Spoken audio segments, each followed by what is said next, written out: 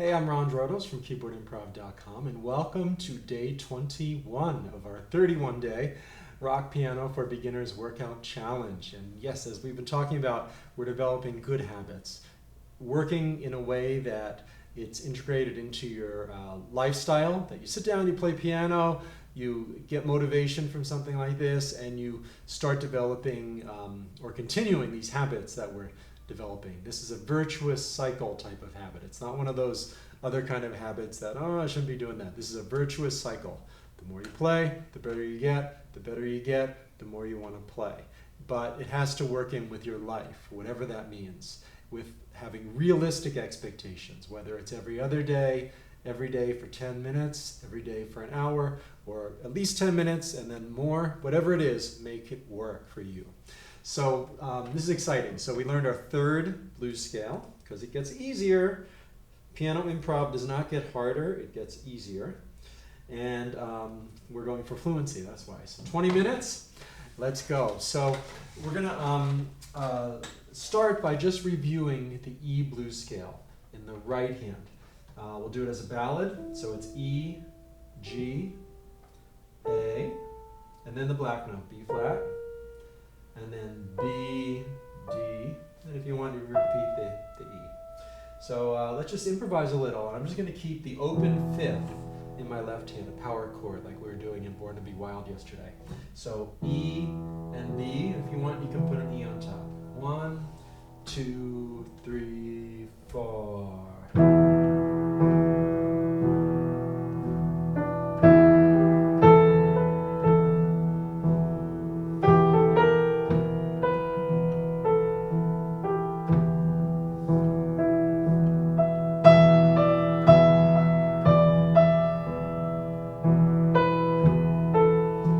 Just do the right hand if you want, and you can hold the left hand down, let me keep the rhythm, or do these quarter notes, whatever you want.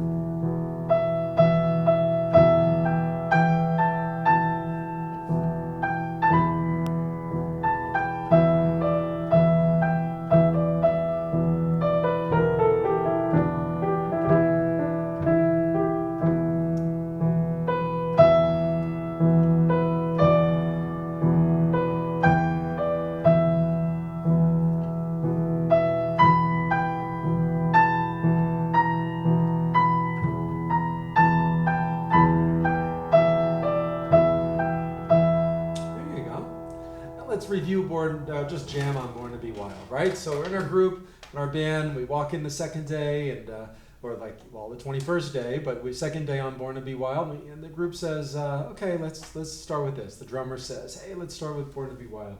So we start with that, and we're gonna go right to the keyboard solo. So you can do piano, organ, electric piano, whatever you want.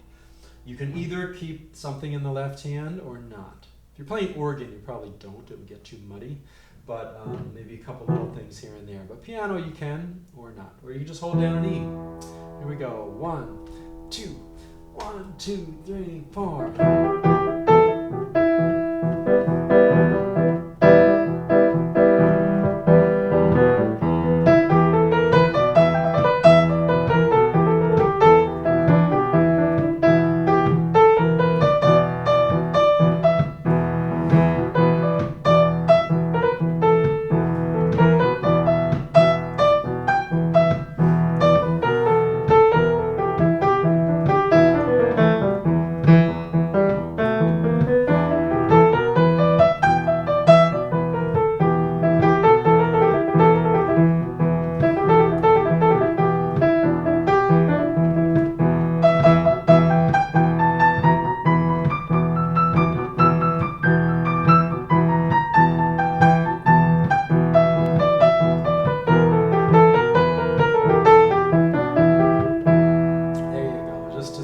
Get into it today because I want to work on a little bit of theory to show you a different scale.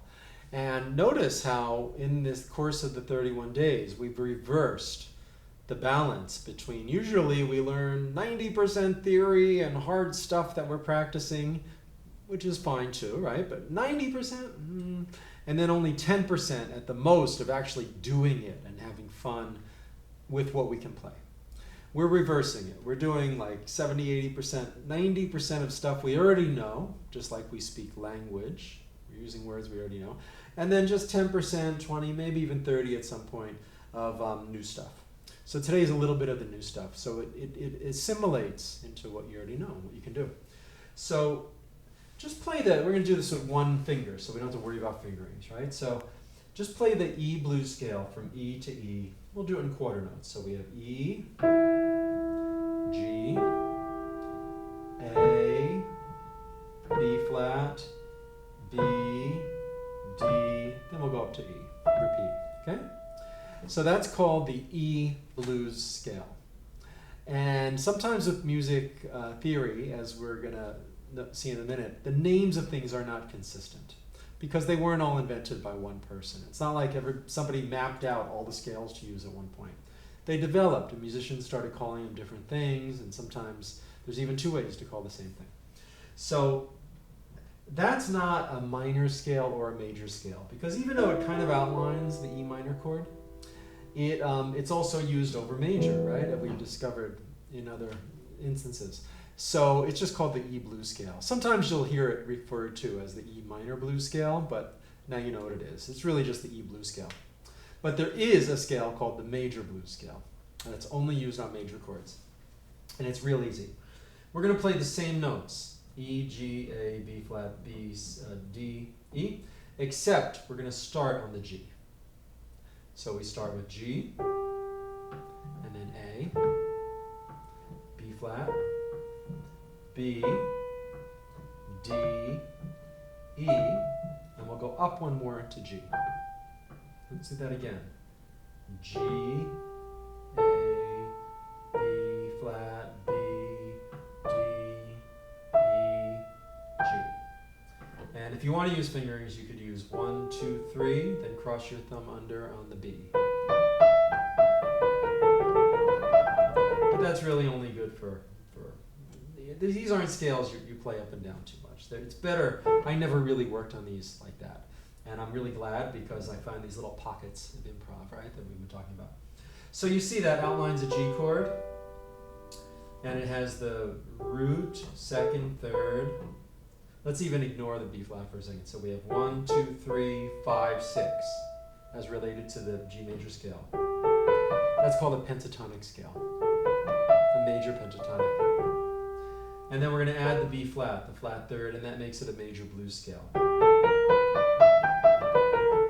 So you could use this over a G major chord. Let's do that in a ballad tempo. G major in the left hand, or just the root, or whatever, or root, fifth root, and we'll improvise with it in the right hand. 1, 2, so now G is the tonic, home plate.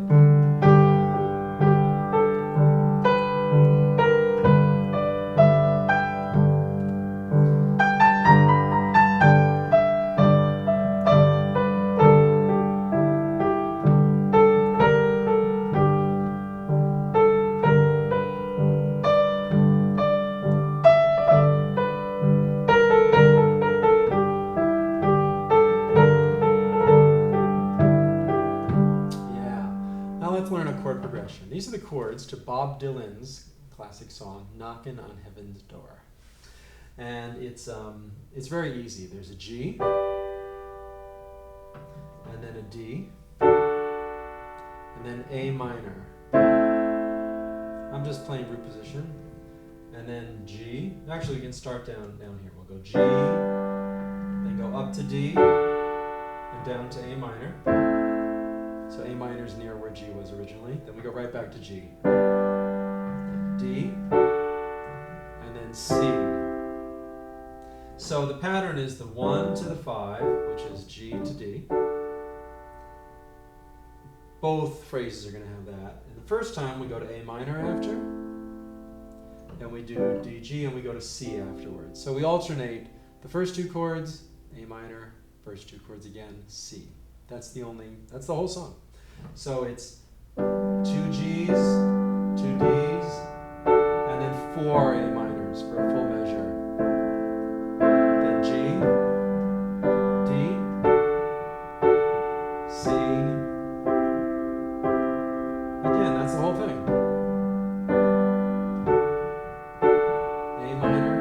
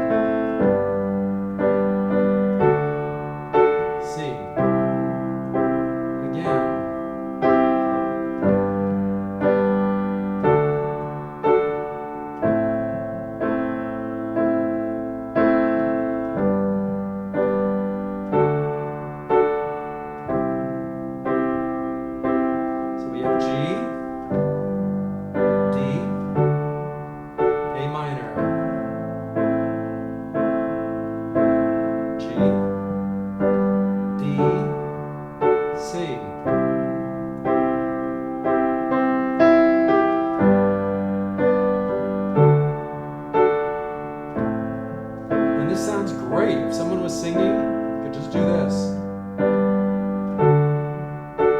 And then we could go into that more rock bass line. Let's just do the left hand. Boom, boom, D, A minor, A, boom, boom. It's going to be 2 Gs, 1, then right to D, then C.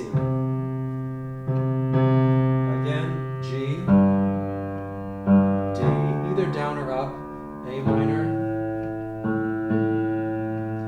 G, D, C. Now both hands.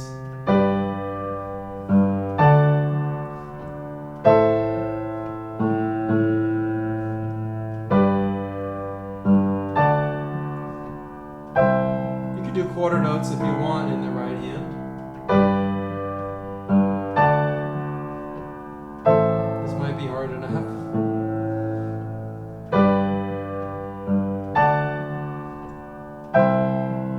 Now we'll add the quarter notes.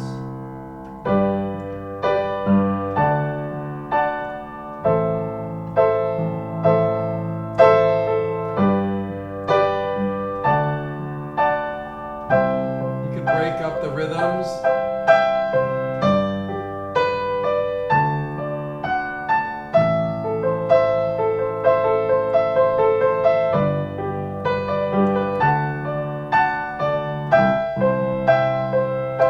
The right hand and break up the rhythms. Change the rhythms around. Do one note at a time.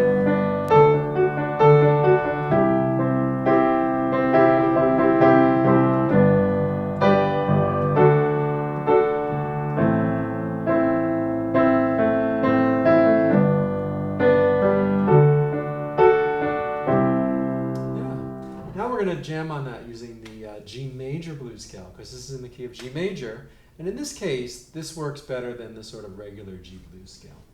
It outlines the chords a little better. So let's go back and forth. So you can keep the bass or the chords in the left hand if you want, but you don't have to. You could just do the G major blues scale on the right, and I'll keep it all going. So I'll play one time through, and then you. 1, 2, 3, 4.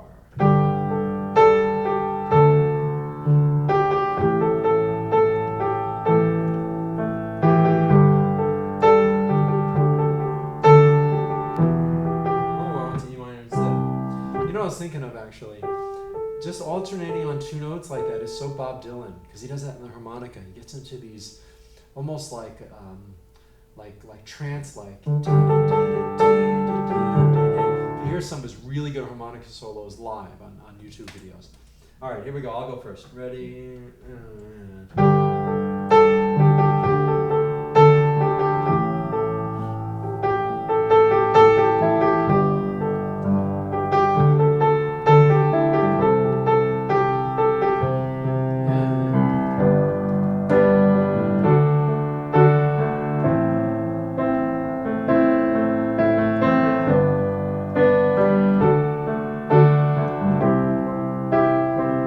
My turn.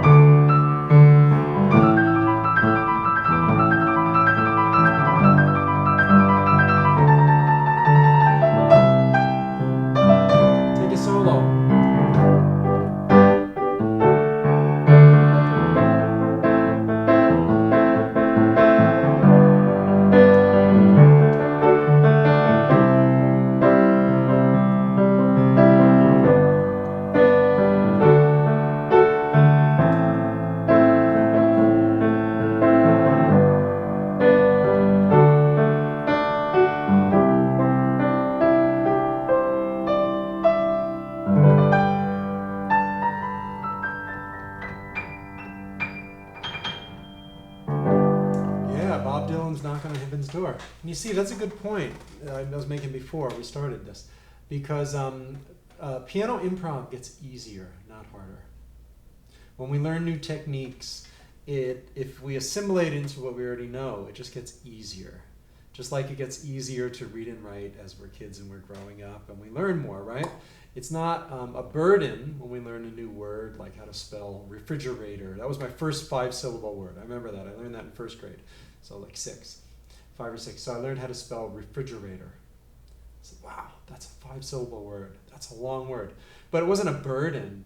I didn't all of a sudden say I can only use 5-syllable words from now on because I learned one. That would be ridiculous, right? We wouldn't be able to speak. But that's what we do on piano. We learn a fancy way to play chords and we think we have to do it all the time, or a new bass line. We don't.